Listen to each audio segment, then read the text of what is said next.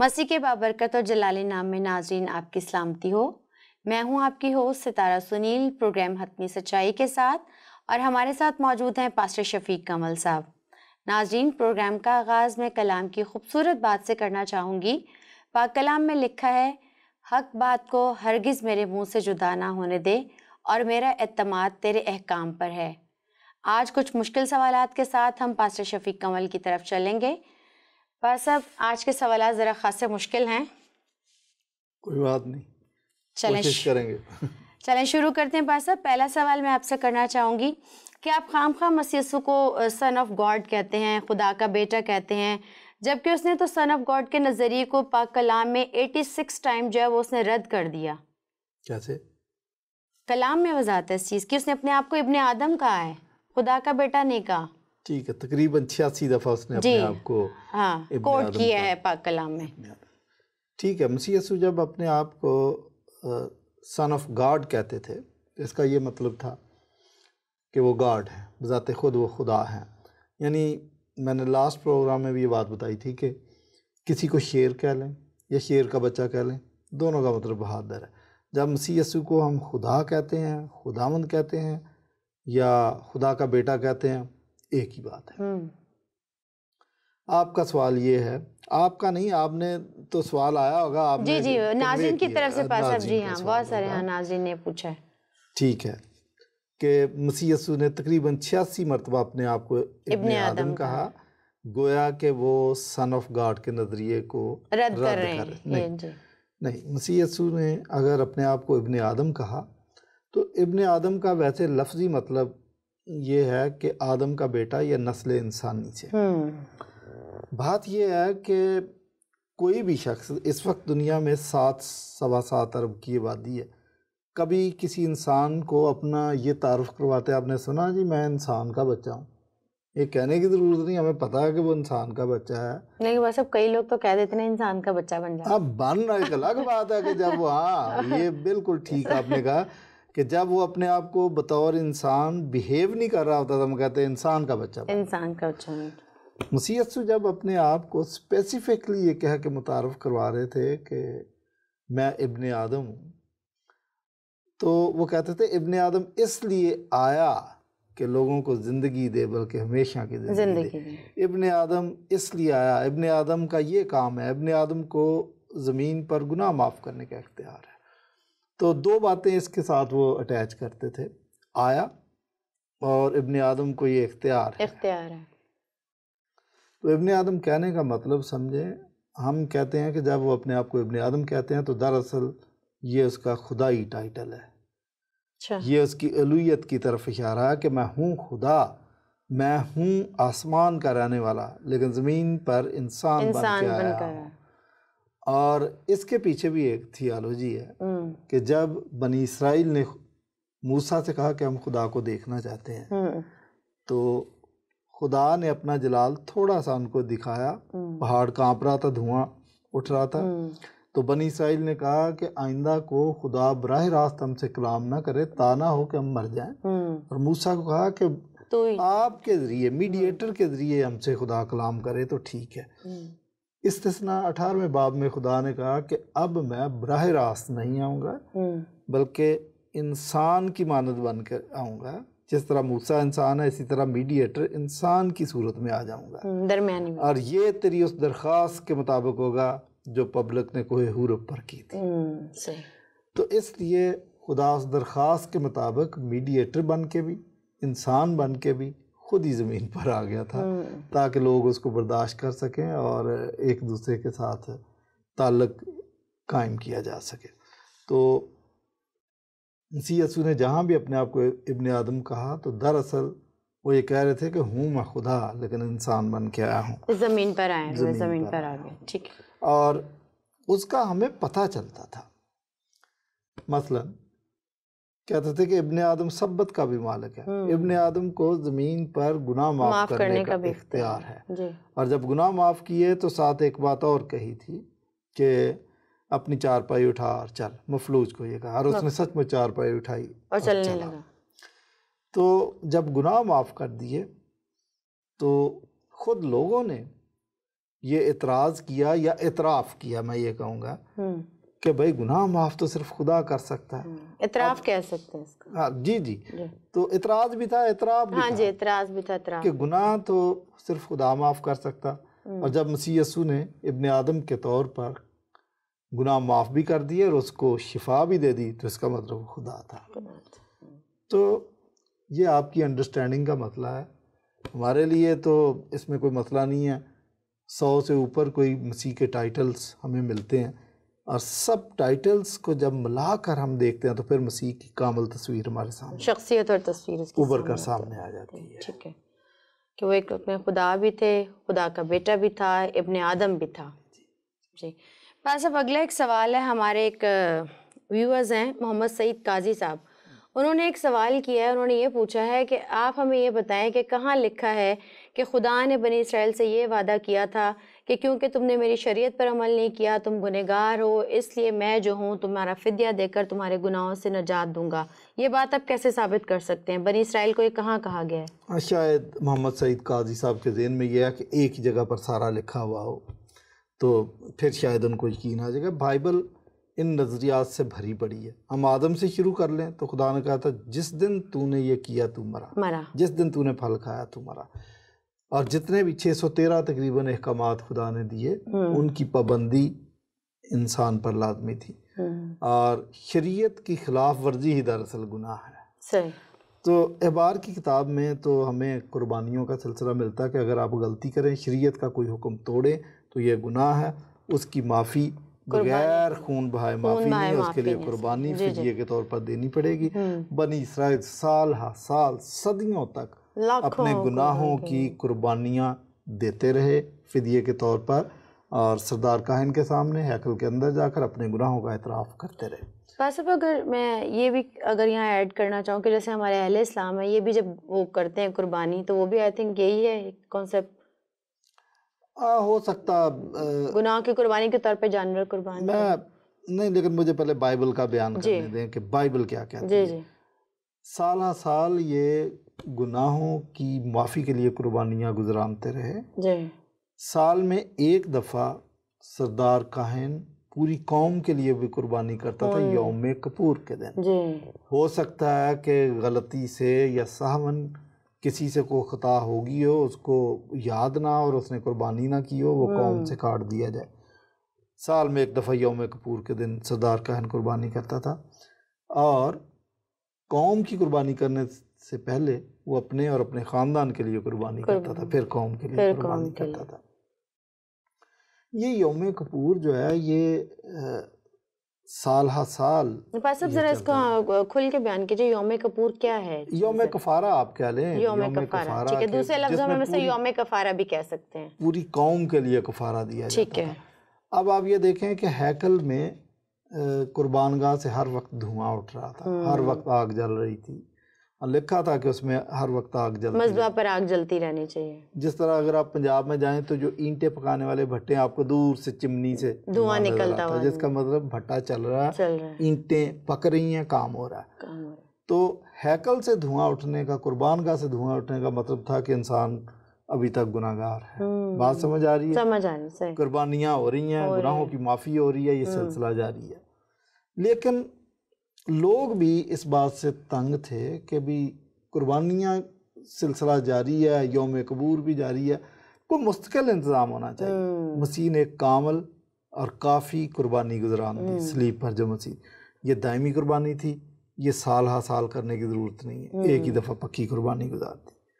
अच्छा, रूमियों का अगर आप ख़त पढ़ें तो शरीयत और इंसान का गुनाह और फिर गुनाहों की माफ़ी और फिर कुर्बानी और फिर दायमी कुर्बानी और फिर निजात, पूरी तफसीर रूमियों के ख़त में बयान की गई है। अच्छा, यसाया 53 बाब में ख़ुसूसी तौर पर आपके सामने पढ़ना चाहता हूँ, जिसमें सारी बातों का जवाब है जो उन्होंने सवाल किया। वैसे तो बहुत सारे वादे हैं, लेकिन हमारा आधे घंटे का प्रोग्राम है, उसमें मैं इतने सारे वादे नहीं दे सकता। मैं यसाया 53 बाब पढ़, सारी बातों का निचोड़ है, और इनकी तबीयत को काफ़ी अफाका होगा। यसाया 53 बाब लिखा कि हमारे पैगाम पर कौन ईमान लाया और खुदावंद का बाजू किस पर ज़ाहिर हुआ।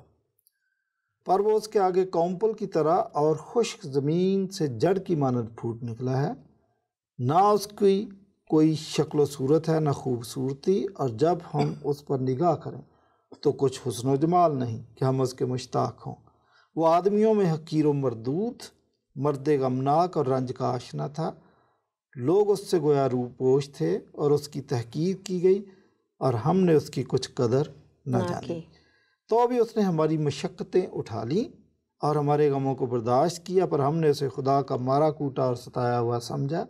हालांकि वो हमारी खताओं के सबब से घायल किया गया और हमारी ही बदकरतारी के बायस कुचला गया। हमारी ही सलामती के लिए उस पर सियासत हुई ताकि उसके मार खाने से हम शिफा पाएँ। हम सब भेड़ों की मानद भटक गए, हम में से हर एक अपनी राह को फिरा, पर खुदावंद ने हम सब की बदकरदारी उस पर लाद दी। वो सताया गया तो भी उसने बर्दाश्त की और मुँह न खोला। जिस तरह बर्रा जिसे ज़िबा करने वाले ले जाते हैं, और जिस तरह भेड़ अपने बाल कुतरने वालों के सामने बेज़ुबान है, उसी तरह वो खामोश रहा। वो जुल्म करके और फतवा लगाकर उसे ले गए, पर उसके ज़माने के लोगों में से किसने ख्याल किया कि वह जिंदों की ज़मीन से काट डाला गया। मेरे लोगों की खताओं के सबब से उस पर मार पड़ी। उसकी कब्र भी शरीरों के दरमियान ठहराई गई, और वो अपनी मौत में दौलतमंदों के साथ मुआ। हालांकि उसने किसी तरह का जुल्म ना किया और उसके मुंह में हरगिज़ छल न था, लेकिन खुदावंद को पसंद आया कि उसे कुचले। उसने उसे गमगीन किया, और जब उसकी जान गुनाह की कुर्बानी के लिए गुजरानी जाएगी तो वह अपनी नस्ल को देखेगा। उसकी उम्र दराज होगी और खुदावंद की मर्ज़ी उसके हाथ के वसीला से पूरी होगी। अपनी ही जान का दुख उठाकर वो उसे देखेगा और सैर होगा। अपने इरफान से मेरा सादिक खादम बहुतों को रास्तबाज ठहराएगा, क्योंकि वो उसकी बदकरदारी खुद उठा लेगा। इसलिए मैं उसे बुज़ुर्गों के साथ हिस्सा दूंगा, और वह लूट का माल जोरावरों के साथ बांट लेगा, क्योंकि उसने अपनी जान मौत के लिए उंडेल दी और वो खताकारों के साथ शुमार किया गया। तो भी उसने बहुतों के गुनाह उठा लिए और खताकारों की शिफायत की। सारी बातें इसके अंदर आ गई हैं। कुर्बानी, कफ़ारा, गुनाह, शरीयत की खिलाफ वर्जी, उसकी पनिशमेंट, उसकी माफ़ी, सारी चीज़ें इसके अंदर हैं। कफ़ारा भी, सलीबी वाक़या भी, सारी चीज़ें इसके अंदर आ गई। तो कैसे कहते हैं कि बाइबल में ये सारी चीज़ें नहीं लिखी हुई? बाइबल में बड़ी तफसील के साथ लिखी गई है। असल में ये तो 3 साल का कोर्स है जो सवाल उन्होंने पूछ लिया। अगर इस जवाब से भी उनकी तसल्ली ना हो तो 3 साल का कोर्स हमारे साथ करें, समझ आ जाएगी। उम्मीद है सईद काजी साहब आपको आपके सवाल का जवाब मिल गया होगा। अगर आप मुतमईन हैं, और अगर आप गैर मुतमईन हैं तो आप ऐसा करें कि आप इस 3 साल के कोर्स को ज़रूर करें, या पास्टर शफीक कमल से ज़रूर आके मिलिएगा। उम्मीद है कि आपके बहुत सारे सवालों के जवाब आपको उनसे मुलाकात के बाद ही मिलेंगे। पास साहब, एक अगला सवाल है जो कि 10 मिलियन उस पर इनाम है, वो ऐसा सवाल है, ये तो ज़रूर पूछें। ज़रूर पास साहब। मौलाना इलियास सत्तार साहब हैं, वो कहते हैं कि कुल्सियों के ख़त में लिखा है कि जो लकड़ी पर लटकाया गया वो जो है वो लानती है। पुराने अहदनामे में आप इसको साबित करके बताएं, कहाँ लिखा है ये कि जो लकड़ी पर लटकाया गया है वो लानती है? देखें, इलियास सत्तार साहब को मैं पर्सनली जानता हूँ। मेरा इनके घर आना जाना, बहुत प्यार करते हैं मुझे भी और मेरी बीवी को भी। पास्टर साहब, फिर आपका इनाम पक्का। लेकिन ये जज्बाती भी बहुत है। अच्छा। अब यहाँ पे भी देखिए इतने जज्बाती हो गए हैं कि उन्होंने कहा कुल्सियों में लिखा है, ये कुल्सियों में नहीं लिखा है, ये गलतियों में लिखा है जो वाला दे दिया। पहली बात तो यही देखे ना जी, इतना जज्बाती भी होना चाहिए कि आप हवाला ही गलत दे दें। ठीक है।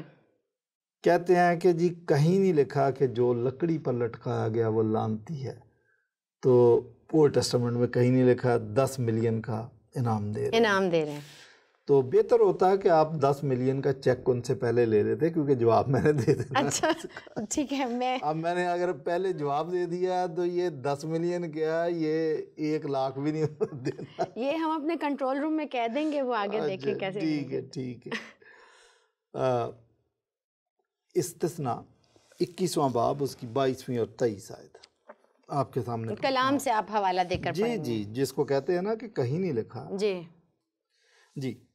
और अगर किसी ने कोई ऐसा गुनाह किया हो जिससे उसका कत्ल वाजिब हो, और तू उसे मार कर दरख्त से टांग दे, तो उसकी लाश रात भर दरख्त पर लटकी ना रहे, बल्कि तू उसी दिन उसे दफन कर देना, क्योंकि जिसे फांसी मिलती है वो खुदा की तरफ से मलाऊन है। ता ना हो कि तू उस मुल्क को नापाक कर दे जिसे खुदा तेरा खुदा तुझको मिरास के तौर पर देता है। यहाँ पर लिखा है कि दरख्त पर लटकाया जाने वाला मलाऊन है। शायद वो लानती और मिलाउन को फ़र्क लफ्ज़ समझते हैं। मलाउन का मतलब भी वही है जिस पर लानत की गई। लेकिन भाई साहब यहाँ पे एक सवाल और भी तो पैदा होता है कि वो तो उसके लिए गुनाहगार शख्स के लिए लिखा है ना। तो गुनाहगार के लिए लिखा ना। देखें, और मसीह यस्सु तो मसीह यस्सु वो हमारा ईमान है कि वो बेगुनाह थे, इसलिए ये मौत कफ़ारे की है। लेकिन रूमी और यहूदी जिन्होंने उसको सलीब चढ़वाया था, उनकी नज़र में वो उसको गुनाहगार करके कर रहे थे। उन्होंने उस पर 2 इल्ज़ाम लगाए थे, एक बगावत का इल्ज़ाम और एक ब्लास्फेमी का इल्ज़ाम कि इसने ब्लास्फेमी की है। अगरचे हाकिम वक्त ने उसको बेगुनाह साबित कर दिया था। तो दरअसल यही कफ़ारे की मौत है। हमारा यहाँ पर पलूस का पॉइंट ये है कि जब उसको सलीब दी गई तो वो तो उसको लानती समझ के दे रहे थे ना, अदरवाइज हमारे लिए वो हीरो है। तो ये बिल्कुल वही बात है कि पाकिस्तान और हिंदुस्तान की जंग में जब हमारे फ़ौजी शहीद मर जाते हैं तो हम उनको शहीद कहते हैं। हमारे लिए तो वो फ़ख्र है मुल्क की खातिर जान दी है। लेकिन इंडियन तो ये नहीं कहता होगा, वो तो कहता होगा हमने मर खप गए, हमने तो मार दिया, उनको जहन्नम रसीद कर दिया, हमने तो गोलियों से भून दिया, छलनी कर दिया। तो यही मतलब बोलने में तजाद है। जी तजाद की बात से पास अब अगला सवाल मैं आपसे करूंगी। कलाम पाक में 2-3 जगह या कई जगह पे ऐसा के बातों में तजाद है, लोगों में कन्फ्यूजन पैदा होता है। अब एक सवाल ले लें, हमारे पास यही इलियास सत्तार साहब है, वो कहते हैं कि भाई यहूदा इस्करियोती की मौत के बारे में बाइबल में तजाद पाया जाता है। मत्ती कहता है कि उसने अपने आप को जो फांसी दे ली थी। दूसरी जगह एमाल में कहा जाता है कि उस सर के बल गिरा और उसकी अंतड़ियाँ निकल आईं।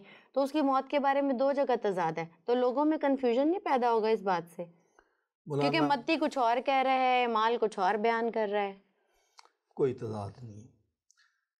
तजाद बाइबल में नहीं है, ना बाइबल में तजाद हो सकता है। ये बात आप बड़े अच्छे तरीके से समझ लें कि बाइबल खुदा का कलाम है और खुदा के कलाम में तजाद नहीं हो सकता, क्योंकि कायनात जो खुदा ने तख्लीक की है इसके अंदर हमें तजाद नज़र नहीं आता, तो उसके कलाम में भी तजाद नज़र नहीं आता।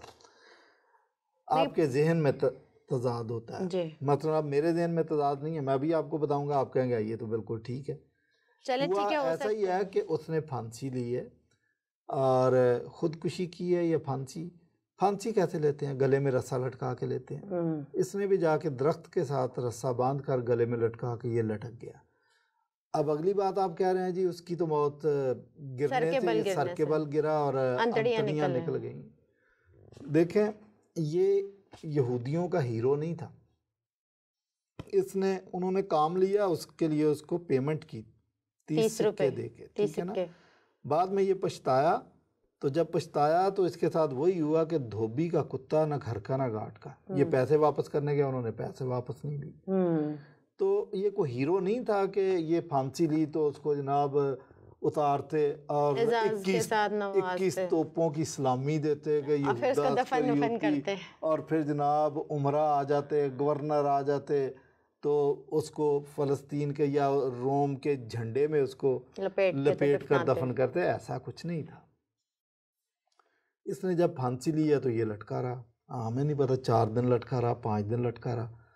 तो जब इतने दिन लटका रहा तो बदबू फैल गई और जिस्म गल गया। जब गल गया तो आप ये देखें कि लाश जब फैलती है तो उसका वजन बढ़ जाता है, फूल जाती है। तो ये भी फूल गई, रस्सा टूट गया होगा, नीचे गिरा, अंतड़ियाँ निकल आए। अदरवाइज आप 10वीं मंजिल से भी बंदे को फेंक दें तो उसकी अंतड़ियाँ नहीं बाहर आएंगी, मर जाएगा, अंतड़ियाँ ऐसे बाहर नहीं आएंगी। लेकिन वो लाश गल सड़ गई होगी इसलिए उसकी अंतड़ियाँ बाहर आ गई। इस वजह तो दोनों वाक़यात एक्सप्लेन करने से समझ आती है, बात यही है। अच्छा, ये है कि सर के बल गिरा कहाँ से? वो दरख्त, उसी दरख्त पर उसने फांसी दी थी जहाँ से गिरा। तजाद नहीं है। ठीक है, उम्मीद है ये भी जो है वो सवाल इलियास तारिक साहब के सवाल का जवाब उनको मिल गया होगा। अगले सवाल की तरफ हम बढ़ते हैं। पास पैदाइश की किताब में लिखा है हाजरा के बारे में, एक जगह लिखा है कि वो सारी की लौंडी थी और एक जगह लिखा है इब्राहिम की लौंडी थी। ज़रा इसको बयान करें। देखिए, मैं अपनी मिसाल आपको देता हूँ कि मेरी जब शादी हुई तो बहुत सारी चीज़ें जहेज़ में मिली, तो उस वक्त पहले महीने तो यही कहते थे कि ये इसकी बीवी की चीज़ें जहेज में आई हैं। वो आई हैं। ठीक है। लेकिन अब इतने साल हो गए, 25 साल हो गए, अब ये नहीं कहते कि अब वो मेरी भी हैं और उसकी भी हैं। तो अगर वो सारा की लौंडी थी तो ठीक है, उसकी होगी, लेकिन जब उनकी शादी होगी तो फिर बाद में टाइम गुजरने के बाद फिर वो इब्राहिम की भी थी उसी घर में। ये थोड़ी है कि इब्राहिम उसको कहता होगा कि हाजरा एक गिलास पानी लो, भाई मैं तुम्हारी नौकर हूँ, मैं तो हाजरा की, मैं तो सारा की लौंडी हूँ। नहीं, ऐसा नहीं हो सकता। ठीक ठीक। तो ये भी अगेन मैं कहता हूँ कि बचकाना सवाल ये भी किसी ने किया है। चलें भाई साहब, उनका हो आजकल सकता है फेसबुक पर मैं देखता हूँ बहुत सारे सवाल जो हैं बचकाना सवाल होते हैं, और बेचारे क्रिश्चियन उनका जवाब देने की कोशिश कर रहे होते हैं। मुझे सॉरी फील होता है कि सवाल कौन से हैं जिनका आप जवाब दे रहे हैं, सारे बेसलेस क्वेश्चंस कर देते हैं। कि हो सकता है भाई साहब उनकी मालूमात की कमी हो, इस वजह से इस तरह के सवाल करते हैं। बस हम अपने आखिरी सवाल की तरफ चलते हैं। अच्छा, कलाम में एक जगह लिखा है कि अंजीर के दरख्त के पास से यीशु मसीह गुजरे और फिर उसने फल उसमें पाना लेना चाहा उससे, लेकिन उसमें फल ना मिला तो उसने उसको लानत कर दी, कर्ज कर दिया और वो अंजीर का दरख्त सूख गया। तो यीशु मसीह जो दिलों गुर्दों के जांचने वाला है, वो खुदा भी है, बैक वक्त इंसान भी है, खुदा का बेटा भी, तो वो ये जान नहीं सका कि अंजीर के दरख्त का वो फलने का वक्त नहीं था और फिर उस पर कर्ज कर दी और वो सूख गया। मसीह को सब पता था। ये बात आपकी दुरुस्त है कि वो आलमुल गैब भी था, इल्मुल गैब उसको था वो, तो फिर उसको पता नहीं था, वो फल ढूंढने चले गए। ये मसला नहीं है। आप दरअसल या तो मसीह यीशु की तालीमात से या उसके स्टाइल से वाकिफ़ नहीं है। He was a great teacher. दुनिया में जितने भी उस्ताद हुए हैं उनमें सबसे अजीम उस्ताद मसीह यीशु थे। उन्होंने कोई भी बात समझानी थी तो वो उसके लिए पहले स्टेज सेट करते थे, फिर वो बात समझाते थे। मसलन मैं एक मिसाल देता हूँ कि जब एक औरत जिसको 12 साल से खून जारी था, उसने मसीह यीशु को छुआ तो मसीह यीशु ने अपने शागिर्दों से कहा कि मुझे किसी ने छुआ है। शागिर्दों ने कहा, उस्ताद जी इतनी भीड़ तुझ पे गिरी पड़ रही है, या तिल रखने की जगह नहीं, आप कैसी बात करते हैं। तो मसीह यीशु को चाहिए था कि उस बात को छोड़ दे। अच्छा ठीक है यार, लग गया होगा कंधा किसी का, चलो आगे चलेंगे। नो नो नो, मसीह यीशु ने बात नहीं छोड़ी। उन्होंने कहा नहीं, किसी ने मुझे छुआ है और मुझसे कुव्वत निकली है। तो फिर वो औरत सामने आ जाती है। तो दरअसल यहूदियों के यहाँ ये दस्तूर था कि औरत जब अय्याम ख़ास में होती थी तो उसको नापाक समझते थे। तो मसीह यीशु बताना चाहते थे कि ये जो हस्ती खड़ी है, इसको नापाक शख्स भी छुए तो वो पाक हो जाएगा, मेरा कुछ नहीं बिगड़ता। तो ये मैसेज देना था जिसके लिए स्टेज सेट करना लाजमी था। 20 जगह मसीह यीशु ने पहले स्टेज सेट किया। मैं कई जगहों पर मैंने देखा कि मसीह शिफा देते हैं, किसी और दिन भी दे सकते थे, जानबूझ के सब्बत का दिन सेलेक्ट किया इसलिए कि उनको बताया जाए कि इब्ने आदम सब्बत का भी मालिक है। तो ये अंजीर के दरख्त के लिए भी मसीह यीशु ने स्टेज सेट किया था, और स्टेज सेट किया। जब उस पर लानत की, वो दरख्त सूख गया, तो 3-4 दिन के बाद या हफ्ते बाद वापस जानबूझ के उसी रास्ते से आए ताकि शागिर्द देखें कि उस्ताद जी वो दरख्त सूख गया जिस पर आपने, और यही उनको लेसन देना था। है क्या बात, क्या आपने यूहन्ना की बात सुनी है?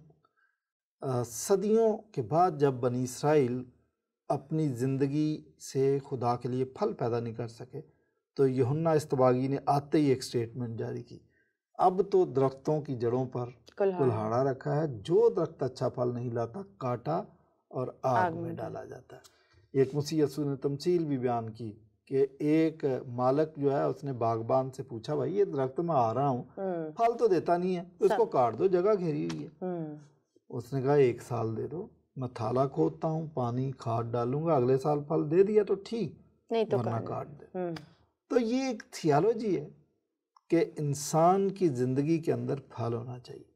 अगर मेरी ज़िंदगी में सिर्फ खूबसूरत पत्ते हैं, मैंने टाई लगाई हुई है, कोट पहना हुआ है, ये खूबसूरत पत्ते हैं, लेकिन फल कोई नहीं है, तो इस पर यीशु मसीह लानत कर देगा। That was a great lesson जो यीशु मसीह उनको देना चाह रहे थे। ये लेसन नाजरीन के लिए भी है कि अगर आपकी ज़िंदगी पर पत्ते बड़े खूबसूरत हैं आपके जिस्म पर, लेकिन फल नहीं है, तो बेकार है, बेसूद है, आपकी ज़िंदगी का कोई फ़ायदा नहीं है। फिर यही लेसन था। तो ये कहना कि मसीह यीशु को पता नहीं था, मसीह यीशु को पता था, वो स्टेज सेट करके एक लेसन देना चाहते थे। बहुत शुक्रिया पास्टर साहब। आज के सवालात खासे मुश्किल थे, लेकिन आपने इंतहाई मुदब्बिराना अंदाज में इनका जवाब दिया, मिसालों के ज़रिए, बाइबल के हवालाजात के ज़रिए। उम्मीद है नाजरीन आप सब की जो है वो आप सब ने इससे इस्तेफादा किया होगा। आज के प्रोग्राम के हवाले से मैं हतमी सच्चाई बयान करना चाहूँगी। कलाम मुक़द्दस दुनिया में सबसे ज़्यादा पढ़ी जाने वाली किताब है और ये किताब तनकीद का बायस भी बनती है, लेकिन जब जब इस पर तनकीद होती है ये और ज़्यादा निखर कर सामने आती है। आखिर में मैं यही कहना चाहूँगी, सच बोलिए, सच सुनिए, सच सुनने की जुर्रत पैदा कीजिए, सच को परखिए। अगले प्रोग्राम तक के लिए मुझे और पास्टर शफीक कमल साहब को इजाज़त दीजिए। और हमारे प्रोग्राम से मुतल्लिक अगर आप कोई राय देना चाहते हैं, कोई सवाल पूछना चाहते हैं, तो हमारे नंबर हमारी स्क्रीन पर फ्लैश हो रहे हैं। आप इन नंबर्स पर हमारे साथ रब्ता कर सकते हैं। खुदा मसीह का फजल आप पर हमेशा होता रहे। शुक्रिया।